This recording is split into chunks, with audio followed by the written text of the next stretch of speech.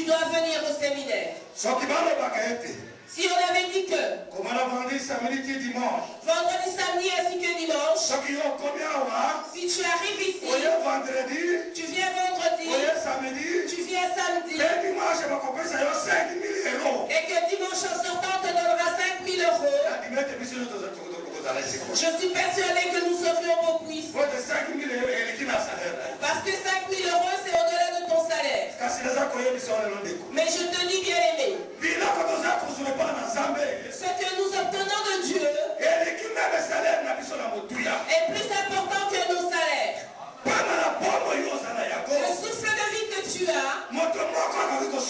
Personne ne sait acheter cela. Le souffle de vie que tu as et la force que tu as pour aller à ton travail charnel,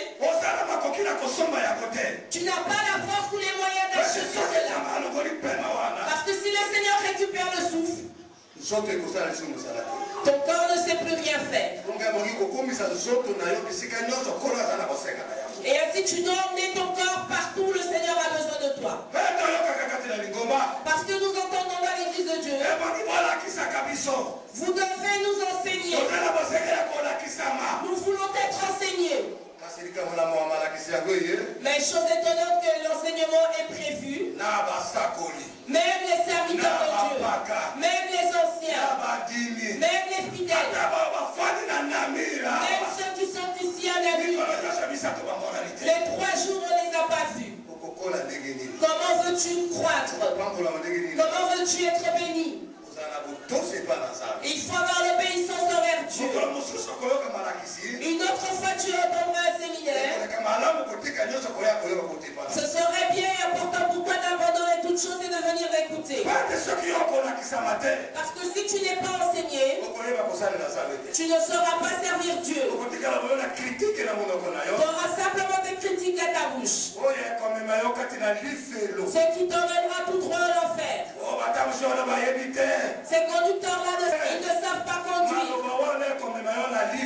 Ces paroles-là vont t'emmener droit à l'enfer. Alléluia. Amen. Et ainsi nous allons prendre un peu dans notre enseignement. Avant de passer à cela, nous demanderons au serviteur de Dieu, pasteur Jean Djaba, de prier pour la parole. Seigneur, nous sommes dans la joie parce que ce matin, nous sommes invités pour t'écouter. Ta parole déclare: l'homme ne vivra pas seulement de pain, mais de toute parole qui sort de ta bouche. Seigneur, ce matin, de ta bouche qui est devant nous, Seigneur, tu vas nous parler. Nous demandons que celle-ci s'ouvre, Seigneur, recevant l'onction du Saint-Esprit pour nous parler de ta part. Au nom de Jésus-Christ, nous avons ainsi prié. Amen. Amen. Notre séminaire a commencé vendredi, c'était dans le livre de Matthieu. Chapitre 19. Au chapitre 19. Verset 26. Verset 26. Les lecteurs, lisez-nous cela. Ça, c'est là où nous avions commencé vendredi.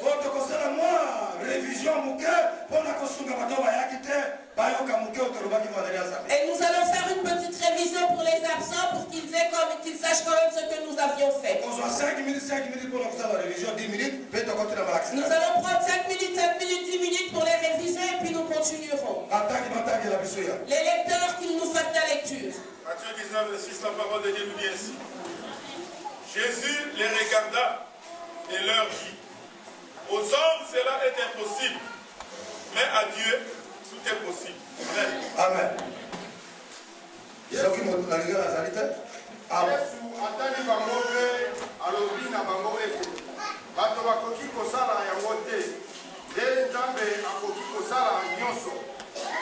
Alléluia. Amen. Ça c'était le début, donc l'enseignement de vendredi. Ce qui est impossible aux hommes, notre Dieu est capable de le faire. Alléluia. Amen. Nous avions dit que les peuples de Dieu viennent à l'église de Dieu. Ils demeurent dans le Seigneur. Ils pleurent auprès de leur Dieu. Au point où d'autres disent que le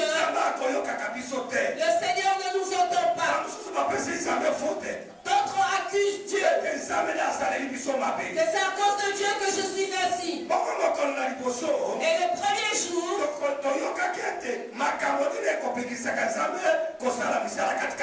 et nous avons entendu ou appris ce qui mettait une barrière entre nous et notre Dieu. Peut-être que tu es malade. Le Seigneur n'est pas incapable de te guérir. Peut-être tu manques de mariage. Notre Seigneur n'est pas incapable de te donner à marier une femme.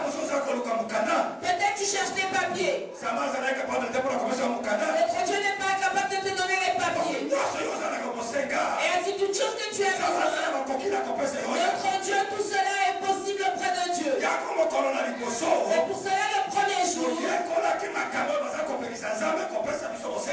Nous avons appris ceux qui mettaient une barrière entre le Seigneur et nous, ceux qui ont péché, que le Seigneur puisse nous bénir. Nous avons lu le livre d'Ésaïe 59, chapitre 1 jusqu'à 3. La Bible dit que la main de l'Éternel n'est pas courte pour sauver. Et ses oreilles ne sont pas courtes pour entendre tes prières. Et ça sont nos crimes, nos péchés. Ceux qui mettent une barrière pour que le Seigneur agisse dans nos vies. Et s'il était bon pour le peuple de Dieu d'abandonner les péchés, le Seigneur a dit dans le livre d'Ésaïe, au premier chapitre, au verset 15, le Seigneur a dit que même si vous allez lever vos mains pour prier, je ne vous entendrai pas, car vous êtes remplis de péché. Ça c'était notre enseignement, notre séminaire. Et nous sommes passés dans le livre de Galates. Au chapitre 5, verset 19 jusqu'à 21. Le Seigneur nous a montré quels sont les péchés qui se trouvent auprès du peuple de Dieu. Voyez jusqu'aujourd'hui, le peuple de Dieu demeure dans le Seigneur. Mais ceux qui prennent de l'alcool sont ici. Ceux qui fument sont ici. Ceux qui ont des copains, copines sont ici. Que je puisse le dire en lingala car c'est mieux. Ceux qui ont des copains, copines, des copines. Il y a des femmes qui ne sont pas mariées. Mais viennent à l'église de Dieu. Et ils cherchent auprès de Dieu. C'est pitoyable. Tu dois d'abord abandonner les péchés. Et pour que le Seigneur puisse agir selon ta demande. Le Seigneur a dit que si vous allez me plaire, moi Dieu, tous les désirs de vos cœurs, moi le Seigneur, je l'ai réalisé. C'est une chose d'où il n'y a pas, la faute ne vient pas de Dieu. La faute nous appartient car nous sommes remplis de péchés. Et c'est comme ça que le Seigneur nous a conseillé. Approchez-vous de moi. Lavez-vous. Purifiez-vous. Abandonnez les péchés, faites du bien. Et moi le Seigneur, je vous délivrerai. Alléluia. Amen. Nous avons appris et connu les péchés. Vous savez, partout il y a les peuples de Dieu. Il y a aussi les peuples de Dieu. C'est comme nous sommes ici. Les sorciers sont là. Ceux qui se connaissent sont sachant qu'ils sont sorciers. Ce qu'on dit en français, péché conscient. Ils sont conscients qu'ils sont sorciers. Mais que viennent-ils faire à l'église? D'autres ils sont sorciers. Mais ils sont inconscients. Et ils font des œuvres de la sorcellerie. Les sorciers inconscients. C'est ce qu'on dit, sorciers inconscients. Et le Seigneur a dit que pour sortir de ces histoires-là, c'est de confesser et abandonner. Ça c'est l'enseignement du premier jour. Abandonner les péchés. Bien-aimé, toi tu connais ton chemin. Tu connais tes œuvres. Parce que si toi tu es béni, moi je suis béni, lui il est béni, celui-ci est béni, toute l'église est bénie. L'église sera bénie.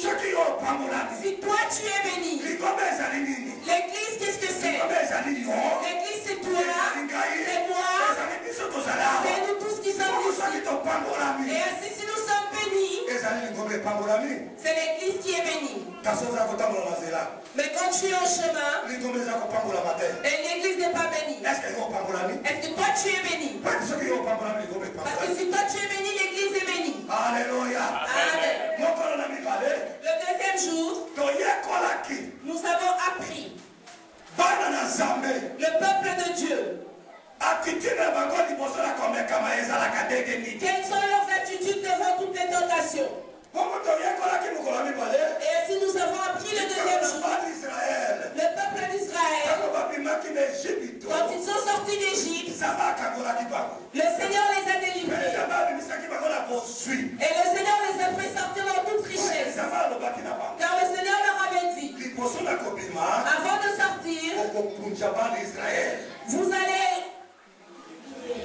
allez diriger le peuple d'Israël. Piller le peuple d'Israël. Cela veut dire, avant de sortir, toute chose que vous demanderez, on vous la donnera. C'est pour ça qu'ils sont sortis avec beaucoup de richesses. Ils sont sortis avec des choses de valeur.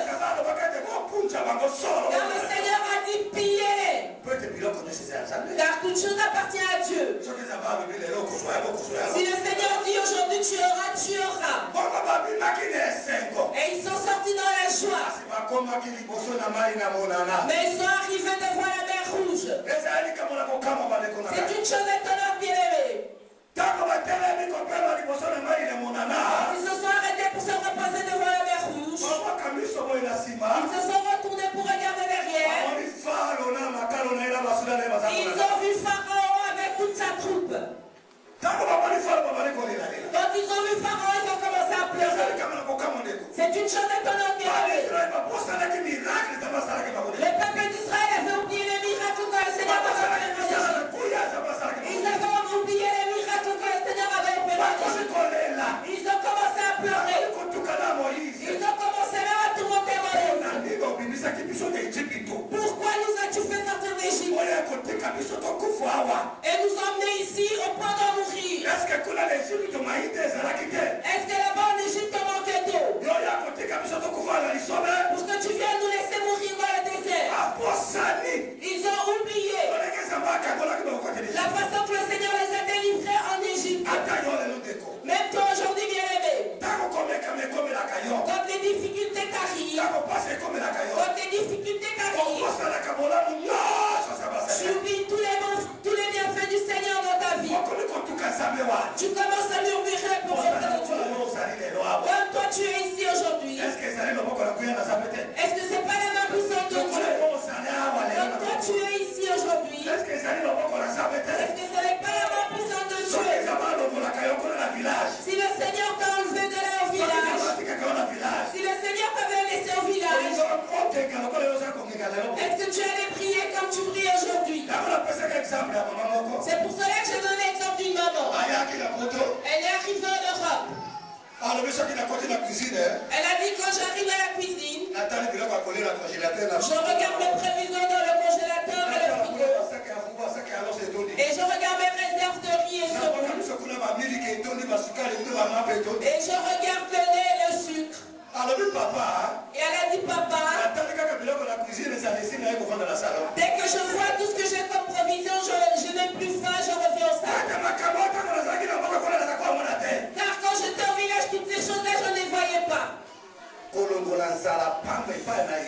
Enlever simplement la famine dans ta vie. Est-ce que c'est pas la main puissante de Dieu? Mais pourquoi devant chaque tentation, tu abandonnes l'œuvre de Dieu? D'autres restent même à la maison. Je n'irai plus à l'église. Car le Seigneur n'entend plus mes prières.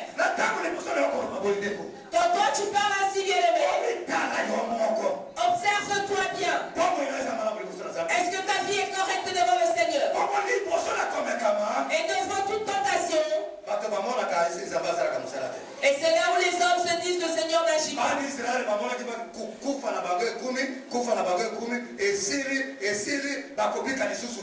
Et le peuple d'Israël voyait qu'ils étaient arrivés à la fin, qu'ils voyaient leur mort déjà. Or,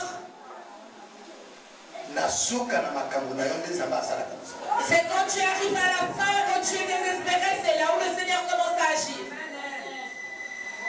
Quand tu es arrivé à la fin, et c'est là que le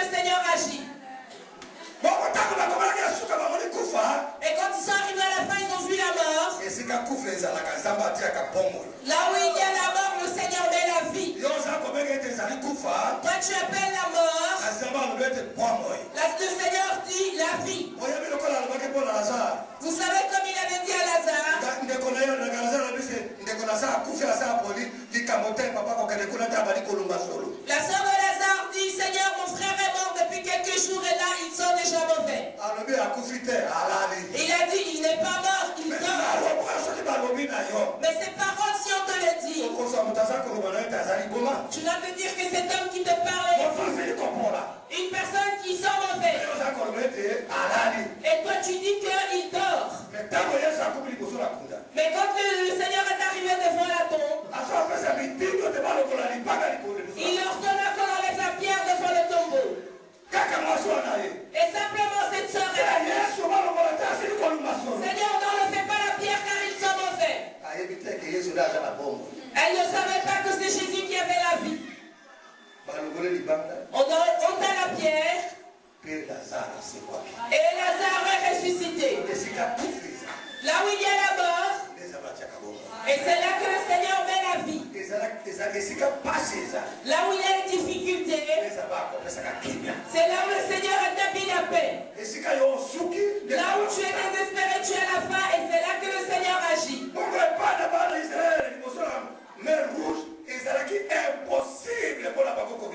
Et pour le peuple d'Israël devant la mer rouge, pour eux c'était impossible d'être épargné, d'être sauvé. Là c'était eux les hommes, ils voyaient que c'était impossible. Mais auprès de Dieu, ils voyaient qu'ils allaient passer, qu'ils ne mourraient pas. Alléluia. Amen. Nous avons vu cela pour montrer au peuple de Dieu que ne crains rien devant toute tentation. La Bible dit persévère et tu auras la couronne de vie. Persévère et tu auras la victoire. Cela descendra comme le soleil de midi. Auprès de notre Dieu, l'impossible n'existe pas. Alléluia. Amen. Est-ce que vous n'avez pas vu cette femme de 55 ans qui s'est mariée? On est venu l'épouser, elle avait des petits-enfants. Moi j'ai vu cela en Afrique. Jusqu'au point les gens se disaient, mais il n'a pas vu. Est-ce que tu connais comment cette femme servait son Dieu? Le Seigneur bénit chacun de nous en rapport avec les œuvres que tu fais vis-à-vis de ton Dieu. La manière que toi tu sers Dieu, et c'est ainsi que le Seigneur te bénira. Et nous avons vu que les pécheurs, c'est ces choses-là qui leur arrivent. Si tu vois une personne entrer dans les péchés, la première chose, il n'y a plus d'obéissance vis-à-vis de Dieu. Même s'il entend la parole de Dieu, c'est comme de l'eau qu'on jette sur le dos d'un canard. Il n'obéira plus à la voix de Dieu. Deuxième chose, il va s'opposer à toute organisation. Toute organisation, toute œuvre de Dieu, il va s'opposer à cela. Toi, tu sais, dans le désert,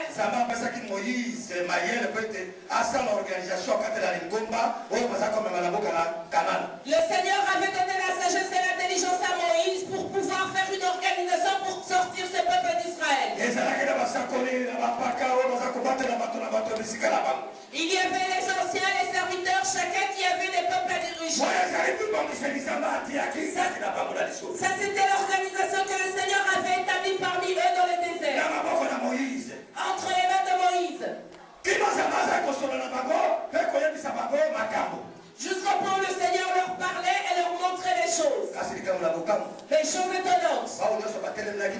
Toute personne qui s'oppose à Moïse, par rapport à l'organisation que Moïse avait établie pour le peuple de Dieu, d'autres, le Seigneur les a tués. La terre s'est ouverte, les a ravalés.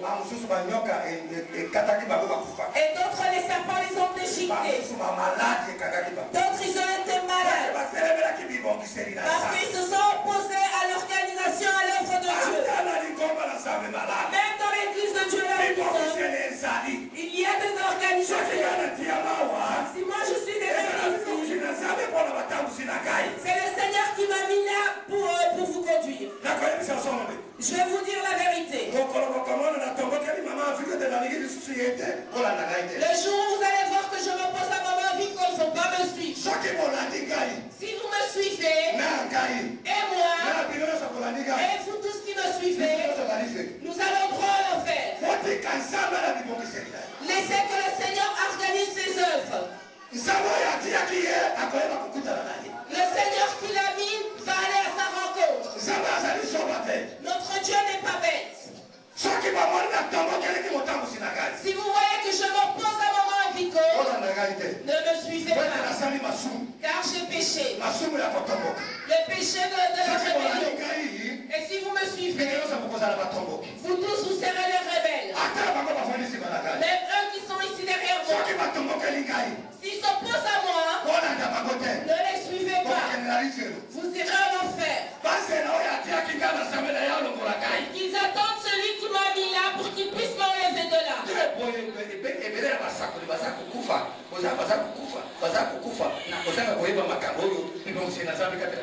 C'est pour ça que beaucoup de serviteurs de Dieu sont en train de mourir par manque de compréhension ou d'application à l'œuvre de Dieu. Même si les recommandations viennent, même si cela ne te plaît pas, fais-le pour le Seigneur. Et c'est à travers ce chemin que le Seigneur va t'élever. La dernière chose qu'on avait dit par rapport aux pécheurs, ils n'obéissent pas à leur conducteur. Attention.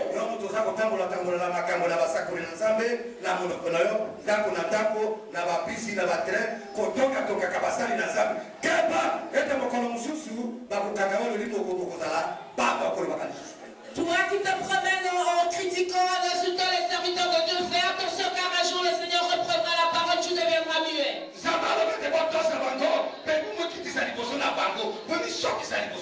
Le Seigneur a dit obéissez-les et soyez humbles devant eux.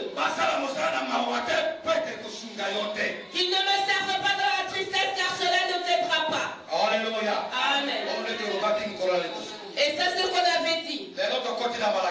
Aujourd'hui nous passons au troisième jour. Dans le livre de Daniel. Au chapitre 3. Verset 16-18. Verset 16-18.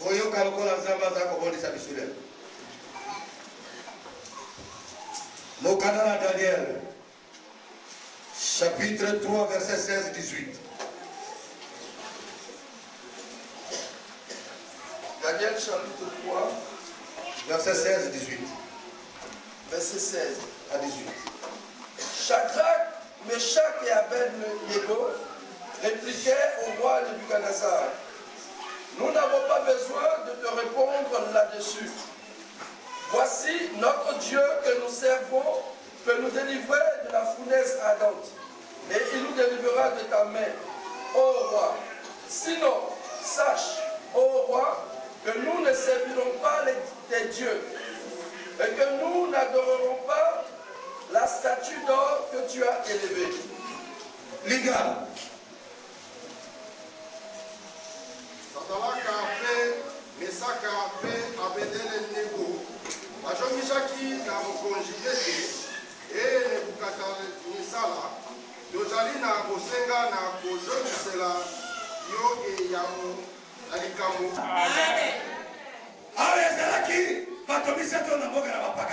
Ici c'est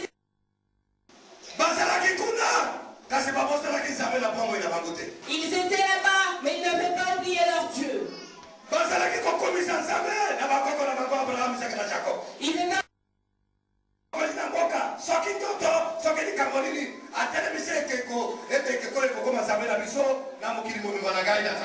et le roi de ce village leur a imposé une statuette. Et le roi de ce pays leur a imposé une statue. Il a appelé tous les gouverneurs, tous les principautés. Et ils ont établi une statue dans le pays. Et le roi dit cette statue était devenue notre Dieu. Toute personne qui ne va pas me glorifier comme Dieu sera jetée au feu. Mais les serviteurs de Dieu qui craignaient Dieu étaient là. Même ici en Europe. Ceux qui craignent le Seigneur sont là. Ceux qui ne suivent pas l'ambiance de ce pays. Ceux qui ne rentrent pas dans leurs groupes, divers groupes, ils sont là. Mais ceux qui sont rentrés dans ces groupes, c'est ceux qui ont pris les habitudes de ce pays. D'autres habitudes sont devenues des chrétiens. Comme chez ma femme, maman Tekla, on s'entend, on se concerte.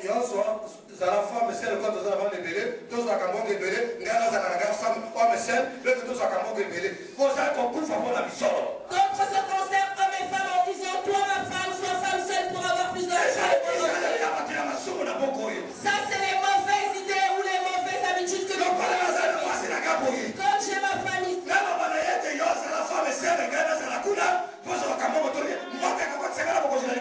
Pour lui dire que toi sans femme seule avoir plus d'argent, est-ce que cet argent-là me fera hériter du royaume des cieux?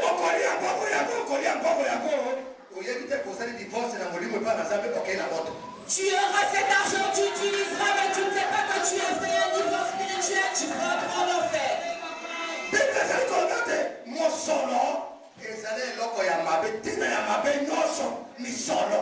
La Bible dit que l'argent est quelque chose de trop mauvais et tout le mal commence par l'argent.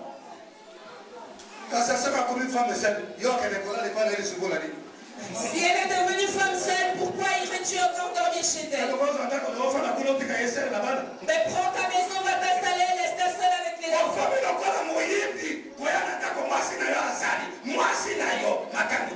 Tu es devenu comme un voleur pour venir à la maison où ta femme légitime habite. Je ne sais pas si les serviteurs de Dieu demeurent dans cela, faut quitter cela rapidement. Le Seigneur ne parle pas en vain.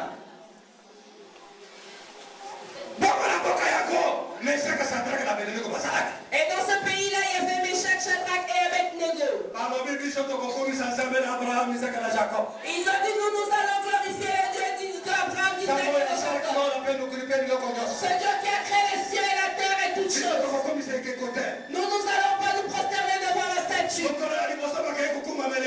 Les premiers jours, ils sont partis se prosterner devant la statue. Et eux étaient à la maison en train de glorifier le Dieu vivant. Les hommes les ont vus, sont partis rapporter. Ils sont partis rapporter. Or, le roi avait aussi établi des grades dans son pays. Il a dit, ces trois hommes-là à qui tu as donné des grades, ils ne se sont pas prosternés devant ta statue. Le roi fut en colère. Il a envoyé des hommes. Emmenez-moi ces hommes ici rapidement. Vous connaissez la colère du roi.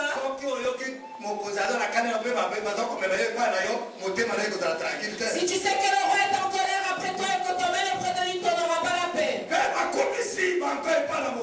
Et on les emmena auprès du roi. Eux n'ont pas eu peur du roi. Ils ont eu peur de leur, ils ont craint leur Dieu. Ils ont dit au roi, nous n'allons pas nous prosterner devant ta statue. Car notre Dieu que nous servons nous sauvera, nous épargnera de ce feu. Et nous épargnera aussi de tes mains. Alléluia. Amen. Il a dit le Dieu que nous servons. Même si on nous mettra dans le feu, notre Dieu nous sauvera. Et notre Dieu nous épargnera aussi de tes mains. Même si tu es volé, le Seigneur nous épargnera de tes mains. Réfléchis un peu que le roi est en train de parler en réponse à ça. Et sa colère commence à monter. On lui dit, mais comment ces hommes que j'ai établis me parlent-ils ainsi? Allez, ranimer encore le feu. Doubler le feu. Que personne ne soit épargné. Bien aimé, chose étonnante. Les gens qui les accompagnaient pour aller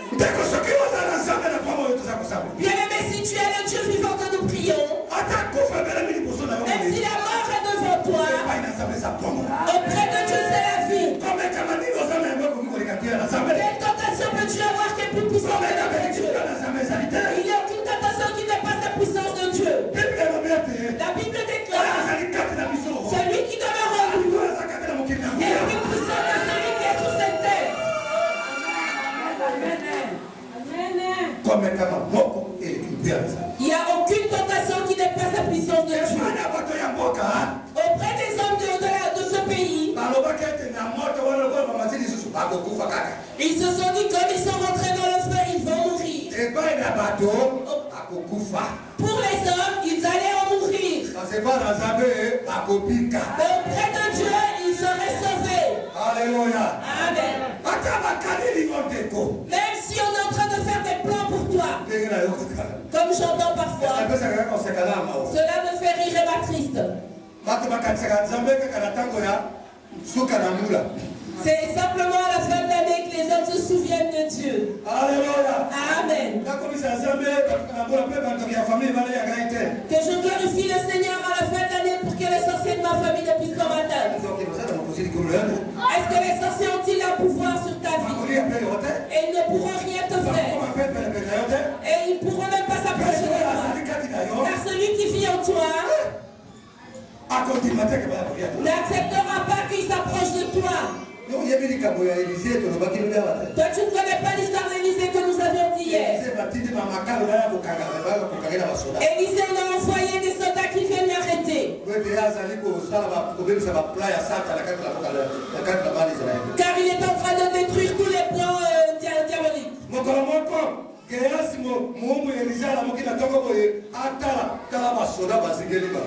Un jour, le serviteur d'Élisée se réveille et voit qu'ils étaient entourés de soldats.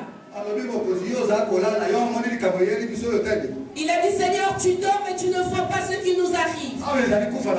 Ici, c'est notre mort. Élisée sortit et regarda. Et il regarde son serviteur et il rigola.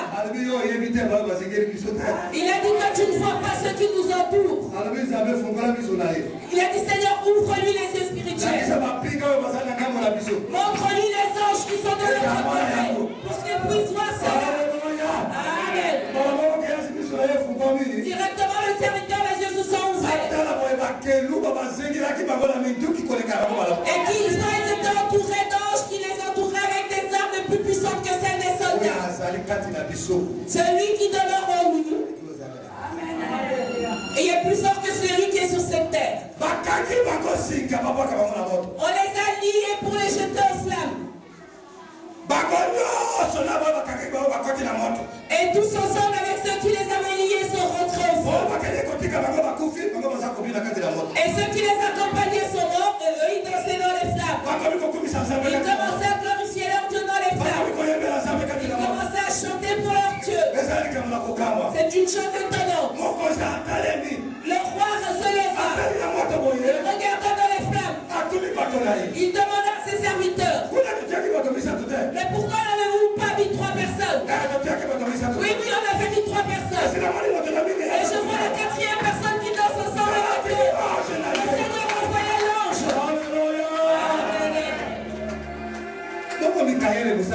Et Michael, quel est son œuvre, son travail?